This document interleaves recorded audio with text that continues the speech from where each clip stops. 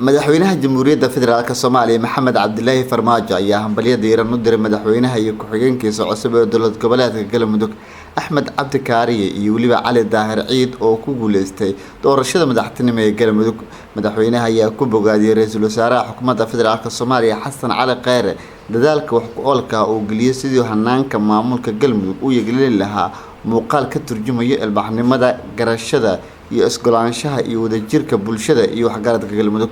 sidoo kale madaxweynaha ayaa ku amaanay wasiirka arrimaha gudaha xukuumadda Federaalka Soomaaliya laamaha amniga heer federaal iyo heer dowlad goboleed guddiga doorashooyinka golaha baarlamaanka Galmudug doorka ay ka qaateen kameera ilinta geedi socodka hanaanka dimuqraadiyadda Galmudug iyadoo sidoo kale ka dhabeeyeen rabitaanka dadka u ooman horumarka iyo midnimada.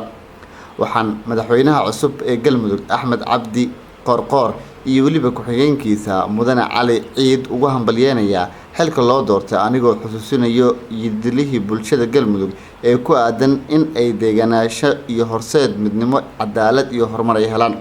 madaxweynaha ayaa u rajeeyay shacabka Galmudug isbedel miro dhal ah, horseedi kara xasilooni, talo wanaag iyo horumar si wadajir ah ugu tallaabsado bulshada iyo dhammaan deegaanka dowlad goboleedka Galmudug. madaxweynaha Jamhuuriyadda Federaalka Soomaaliya ayaa alla uga baryay madaxweynaha cusub ee Galmudug iyo ku-xigeenkiisa inuu ku guuleeyo gudashada waajibkooda culus ee loo egmaday ayna astaan nabadeed iyo midnimo u noqdaan Galmudug.